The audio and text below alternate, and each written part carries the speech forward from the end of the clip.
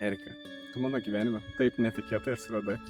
Ir realiai nuo pat pirmų mūsų žinučių, nuo pat pirmų susitikimų, nuo pat pirmo karto, kai tu man liepėjai skaityti iš knygos, kai tu stovėjai spintoje, nuo pat pirmų mūsų kelionių ir dar aibės pirmų kitų kartų, tu mane įtikinai, kaip man pasisekė, kad aš tave turiu. Aš esu be galo laimingas, kad aš galėsiu su tavim praleisti likusį gyvenimą, aš tave labai myliu.